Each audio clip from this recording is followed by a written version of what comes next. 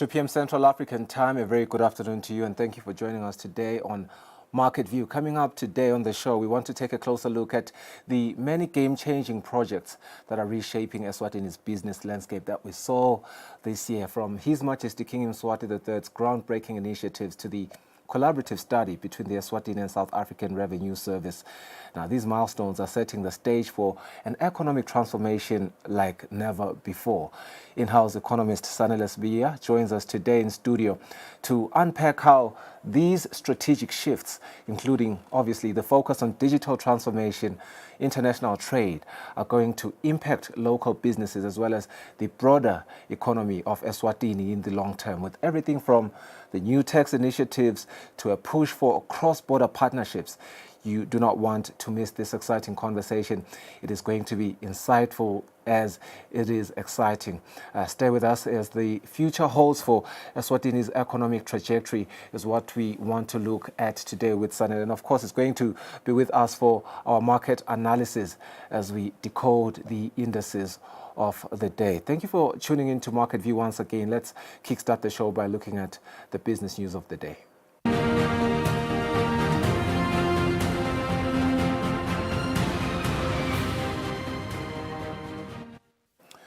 On our first story, in a world where currencies fluctuate, some people have found a way to bypass official financial systems like the local banks. Business expert Zizwe Vilane gives us advice to those that want to, exchange currencies this festive season, saying using the black market to do this hurts the economy. I think it's very bad for the local economy because obviously we have foreign exchange controls to try and control the money within the country in terms of money in circulation. And our foreign exchange control rules are very clear. Any income that is derived within Eswatini by any investor outside, who stays outside Eswatini, cannot leave Eswatini unless there's clear proof of the money that came in to support that investment. It means le mali yakhe in Eswatini, and it must be consumed in Eswatini. So this trend where we see people coming back with foreign currency going to the black market to convert same currency, to allow them to get better returns, allows money to leave the country unofficially. And it affects what we call base erosion, where we talk of profit shifting and base erosion in terms of the money in circulation. So over time, the money that we believe is out there in circulation gets reduced because we now see people being able to take money that they are not able to take out ordinarily according to the foreign exchange control rules of the country. They now use us as government employees, they use us as business people where we go out, come back with dollars or other foreign currency, and then we give them that money in exchange for emalangeni. And I think the central bank can help in also coming to the party, because when we engage with stakeholders around why this is prevalent, the issue that becomes raised a lot is the high costs that are charged by the commercial banks when it comes to exchanging foreign currency. People cite two things. One, banks charge a rate that is normally, if I'm buying, it will be higher than the ruling rate. If I'm selling, it will be lower, and they'll still charge a commission on top. So they get two income streams. So the public feels that if there needs to be control around the base erosion, specifically linked to foreign currency outflows, they need the central bank and commercial banks to also come to the party to remove the incentive for them to go to the black market. Better finance solutions and startup initiatives are some of the solutions which the Eswatini National Youth Council and SEDCO are working on to ensure better assistance for youth in entrepreneurship. The chief executive officers of the two entities said this during the Youth Chamber of Commerce Industries Eswatini annual general meeting that was held at the Happy Valley Ezulwini. The president of the Youth Chamber of Commerce Industries Eswatini, Sakile Nzibande, highlights some of the challenges they face as young people in entrepreneurship. The reality is that we are navigating a landscape where maintaining customer trust is paramount, yet the resources to secure our businesses can feel out of reach. Moreover, the complexities of pricing services in a market that often undervalues our worth can be disheartening. We find ourselves in negotiations with clients who hesitate to pay for the value we provide, leaving us to question our own abilities. This cycle of doubt and frustration is something many of us know all too well. We asked the Chief Executive Officer of the Eswatini National Youth Council, Lwazi Mamba, on the short-term plans they have to help the youth in business. With the support of the Ministry of Sports, Culture and Youth Affairs, we are trying to put together support for young people that are under the technical and vocational skills. We will be supporting them, I think possibly early the year. We may be inviting some applications from the graduates that are coming from the technical and vocational training institutions in the country, so that maybe they can get the opportunity to be supported with some startup toolkits. It can be those that are doing plumbing, it can be those in carpentry, or maybe those in the different fields that the technical vocational skills provide to them. SEDCO Chief Executive Officer Khethiwe Mhlanga outlined some of the initiatives to help the youth in the next coming year. We are looking to engage more with the youth and ensuring that they get the capacity they require to studying businesses, which is generation ideas for them, allowing them to use new technology to see what opportunities are there here in Eswatini. But nonetheless, it's also working with key partners such as the Youth Chamber. For us, they are key because they are on the ground. They know what the youth need, and they have gaps here and there in terms of access to finance. We have spoken with some finance partners, such as the development partners, on how we can structure specifically for the youth, for them to access finance. The Youth Chamber of Commerce Industries Eswatini has a membership base of 4,000. The youth unemployment rate in the country currently stands at 58.2%, according to the 2021 Labour Force Survey. For Market View, Nelson Dlangamandla, Vuminkosi Nzinisa, Ezulwini. And that's it for our business news. We'll go for a net break. When we return, Sanele Lesbia speaks to us about some of the important developments that we have seen this year in terms of investment for Eswatini's economic growth in the business sector.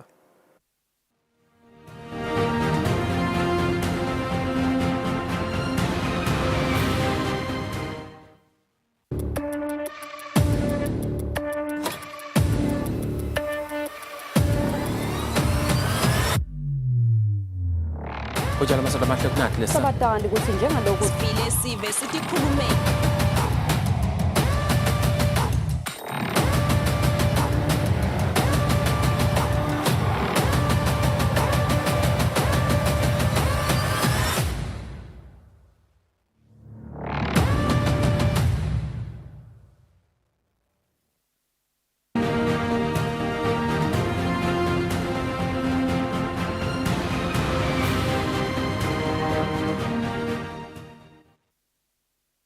So exactly 9 minutes after 2. Thank you so much for staying with us. You're still watching Market View, the Monday edition.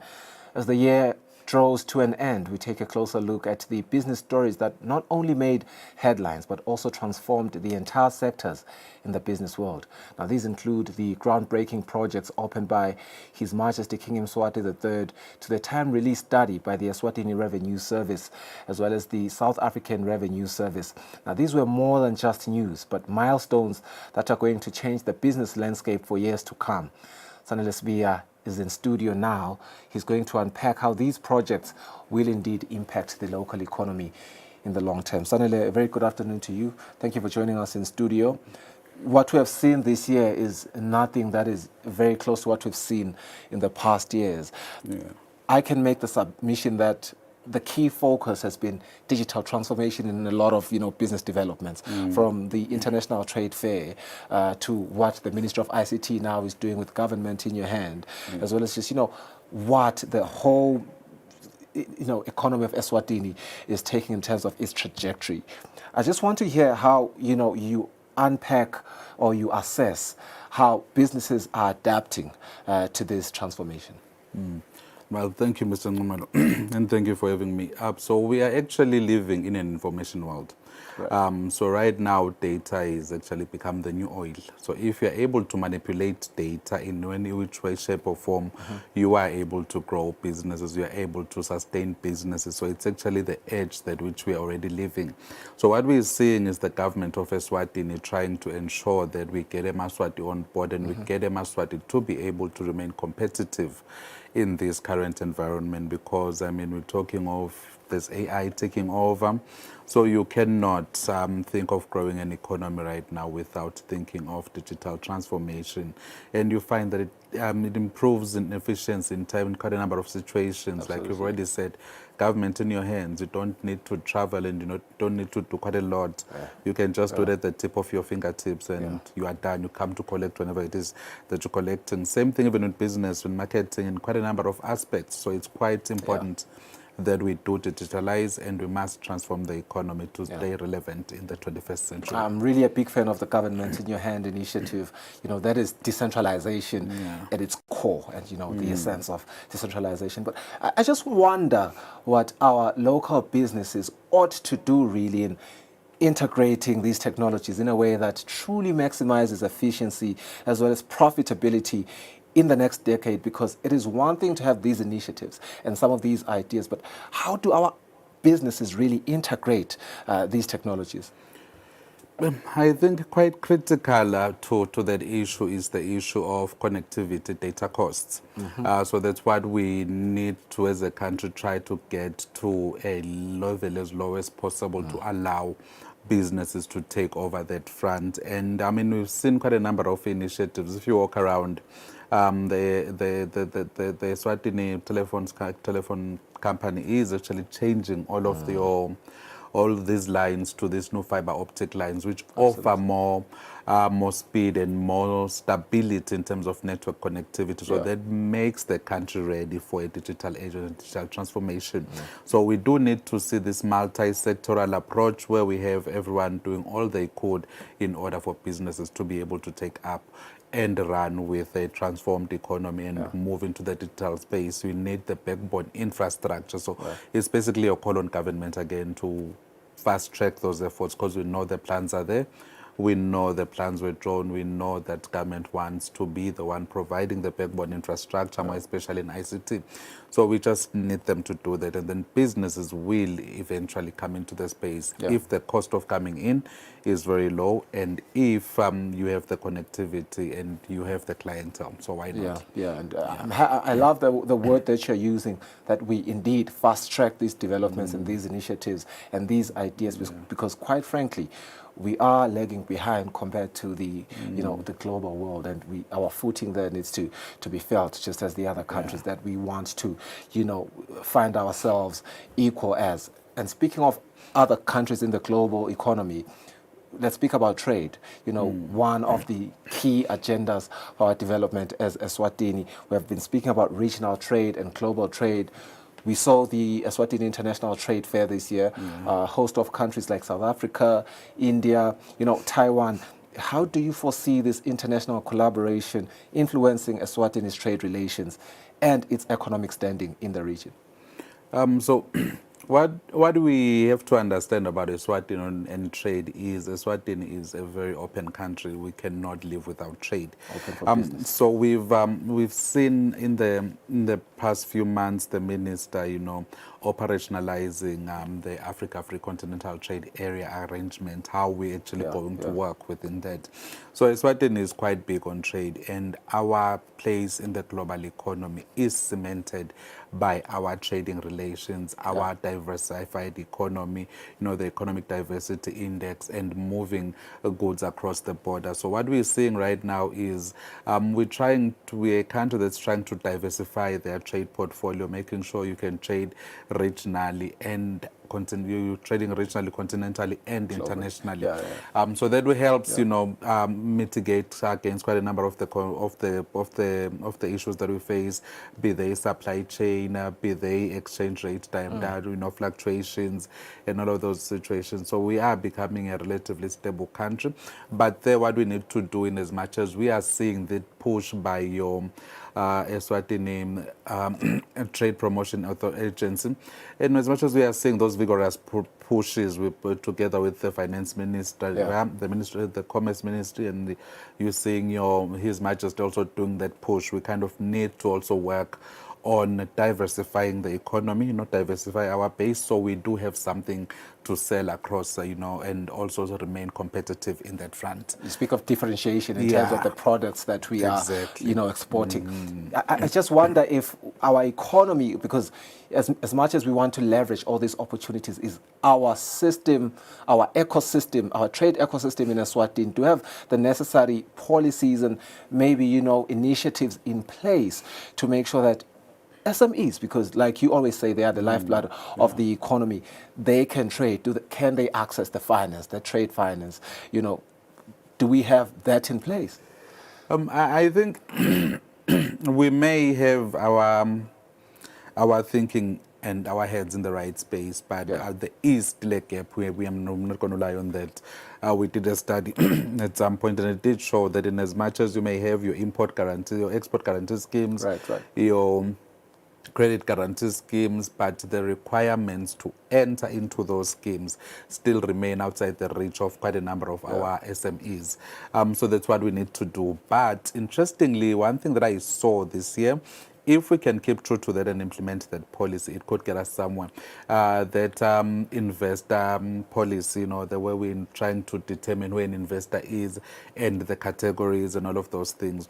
So that policy does make provisions for linking investors with our SMEs and getting the SMEs into the value chain, and also getting to view our SMEs as an investor. So I think there, if we can build on that, we can actually get to build the ecosystem that will be quite conducive for everyone and would allow our SMEs to grow. Okay, we speak about all these things, but all of them are products and services being traded, right? Yeah. And they're taxed in that whole, ecosystem. We have seen the development that has excited a lot of businesses and certainly our economy, as well as South Africa's economy. The time release study between the two revenue services, it gives us a whole new perspective on how these goods are taxed. Speak to me about how the results of this study mean for the revenue generation, for the economic transparency in Eswatini as well as South Africa.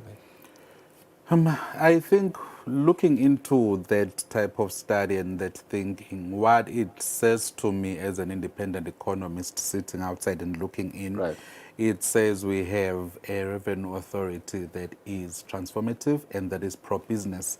That wants to make sure that when we are sending commodities out there, they don't get stuck in the border for a long period of time. And I mean, right now the target is to get below 60 minutes, and the study release showed that on average we're getting 60 minutes. So the thing is, get below that 60 minutes. So that means you're getting more efficient. There's value for money. Businesses are able to send their commodities across borders very fast and seamlessly. And quite key and pertinent to that is the issue of pursuing what we call voluntary declarations and disclosures, and that voluntary compliance by businesses, which is something that the revenue services actually done as well. So once we're able to push people to voluntarily declare and voluntarily pay their taxes, you are actually moving in a direction that's going to be pro-people, and the people are going to work with you, and you are going to expand the tax base at the end of the day, instead of trying to tax the few very compliant people. But if you make it easy for everyone to comply and then everyone contributes to the tax pool, that's when we're able to fund our development programs as a country, we're able to fund the infrastructure programs, we're able to fund our social spending programs. So that's quite critical. So when I look at the revenue service and I look at it through that, I see a revenue service that wants to be quite relevant to the people and actually ensure that we're able to move with the people. I mean, voluntary compliance, that's quite critical. It's very important. Yeah, because it means I'm not being taxed, I'm not feeling like it's a huge obligation. I'm paying my taxes because I know it's my duty and I voluntarily do so. because of time, I'm afraid I cannot ask you about the taxation and the customs relations that we have with South Africa and what that means for our economic stability in the future. But I do want you to highlight some of the most key capital projects by, His Majesty the King that we have seen this year before we go for a net break. I think what we've seen the Kekes-Tunusa Road being open. At least we've seen that one come to fruition, and we've seen quite a couple of big projects being put on the table, because right now, thinking of economic growth going forward, we have to think what's in the pipeline. We know there is, the strategic oil reserve, yet another critical project in terms of national security and energy sovereignty. Yeah. So it's quite critical, and the fact that we now have pen on paper and a contract has been awarded to get the work going, so that's quite critical. And we're seeing quite a lot of, public sector, private sector initiatives like that big project that was commissioned in Manzini on the golf course, what's it called, the Manzini... That Eco-City project. Yeah, I see that Eco-City project so by African Alliance. Your Liberty Alliance, your African Alliance, your all mutuals, those companies coming together to fund quite big projects. So that's actually another step in the right direction, where you're able to diversify your spending pool and get the private sector to do their bit, and you think of ways in which your people are going to do those collections. So I think those are the quite important ones. And then we've seen other ones with the private sector leading, in terms of, we've seen the lifestyle. Quite a number of His Majesty has been quite busy these days, opening businesses every other day. That's the sign of an economic engine that is humping back to life, trying to get things moving. When your retail space is moving, that means you have demand domestically. So that's quite impressive. I think it's been quite a good year. One leadership. Sanele, thanks so much for your time. We do have another sit down with you after the break as we decode the indices of the day. Stay with us.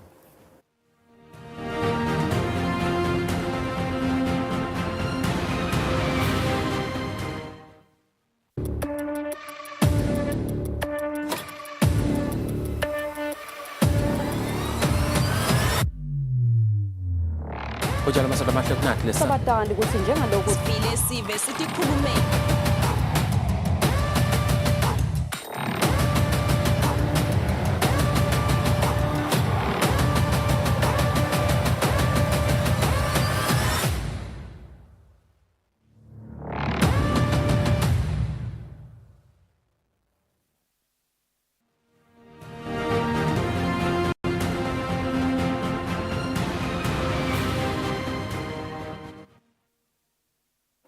This is our market analysis. Analyst BI is still in studio. The Dow Jones is dropping and the Nasdaq is climbing in the U.S. markets. We are seeing some interesting shifts in the European markets as well. But we'll also look at the Asian markets, the South African markets, and then come closer to home in Eswatini. Sanele, let's just dive straight into it.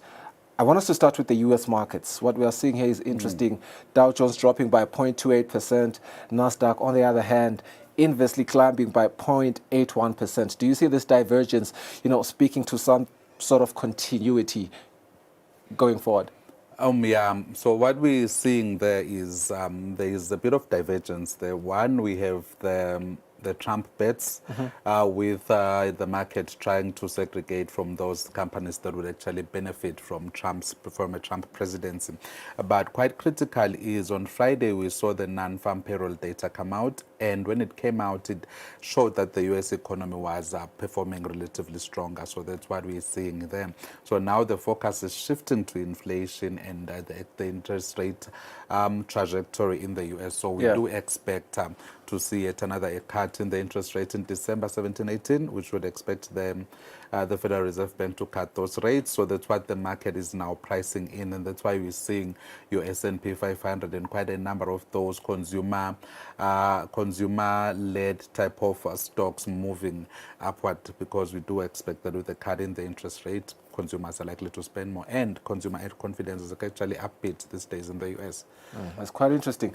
The European markets is something completely different. We're seeing slight movements, FTSE 100 and the DAX. But what we're seeing with the latter is that it's dropping by 0.22%. Yeah, it's very interesting. But how do you view this potential for European markets, or rather maintaining stability and global uncertainties? Yeah, Europe and stability these days are things, words that you should not use in the same sentence. I mean, Oil we and water. know Berlin is also crumbling, Right. Paris is crumbling.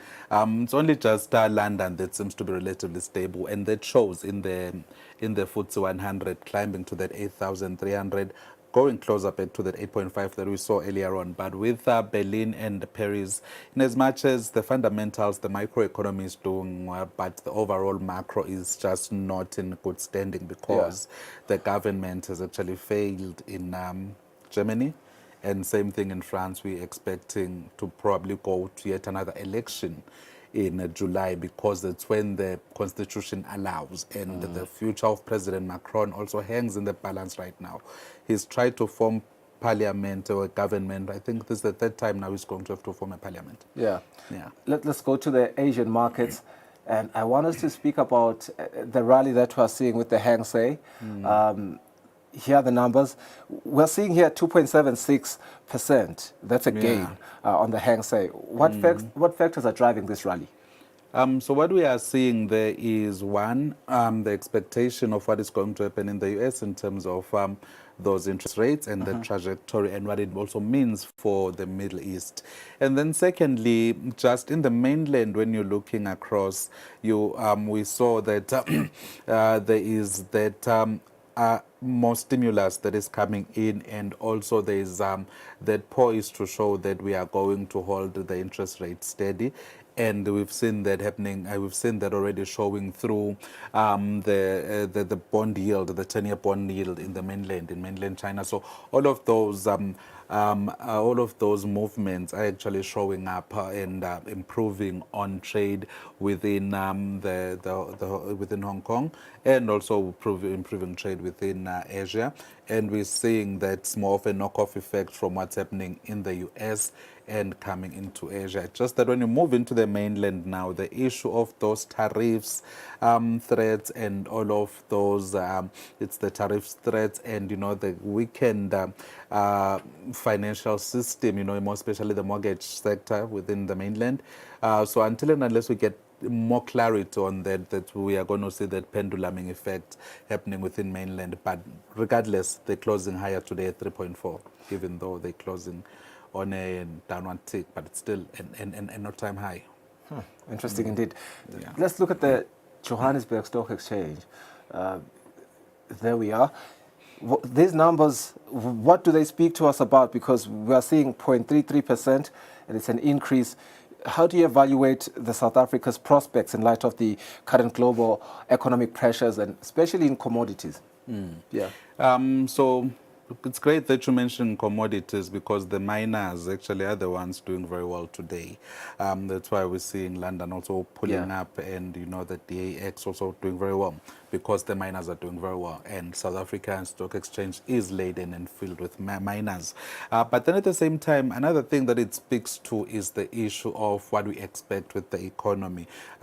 We expect to see interest rates go down, and the numbers coming out from the US in terms of the jobs data and the inflation data continue to confirm that we should see yet another cut come January in terms of the interest rate, and same thing will happen in the US. So that's what's somehow bolstering the demand that we're seeing there. And quickly, let's just go straight into the commodities. Gold is up. Brent crude is at 0.96%. How do these commodity prices, increases affect inflation and broader economic trends globally? So what we're seeing with gold is it's quite emblematic of the changes in terms of the dollar. The dollar is weakening a bit right now, purely because we do expect the interest rate to cut in December, and that actually is supposed to weaken the demand for the dollar because of those treasury yields also going down. So that's what we are seeing there happening, but it's still a very strong market. And then in terms of Brent crude, we know that we've seen a ceasefire in Israel and Gaza, and we've seen Syria being taken over again. And again, what we're seeing there is quite emblematic of the steady tone coming out from the OPEC countries, in terms of oil supply. Okay. As we wrap up, I think we can't wrap up without coming closer to home. In Eswatini, our markets, given the lack of change in the Eswatini Stock Exchange, what key factors do you think need to shift for the market to see significant movements in the near future? I think one for there it would be automation. People need to be able, we need to transform that landscape digitally so that people are able to trade even in their comforts of their own homes. Yeah. Sanele, thanks so much for staying with us on the program. This has been Sanele Sbia, and this has been our market analysis. But as we wrap up today, the Ministry of Labour's recently published wage regulations highlights a significant shift in worker conditions. This is across 16 sectors with an average wage increase of 8.24%. But though this marks a slight dip from last year's 9.37%, the negotiated wage adjustments ranging from 5% to 20%, they reflect both ongoing economic challenges as well as sector-specific negotiations. Now, these changes driven by collaboration between employers and workers through the wages councils are a crucial step in addressing inflation as well as improving the working conditions of various sectors. Stay tuned for our market show again tomorrow. We want to delve into more of these developments. Hopefully, Sanele, you're going to help us get into this study tomorrow and help dissect it for the understanding of our viewer at home. But thank you for staying with us. We've come to the end of the program. Bye-bye.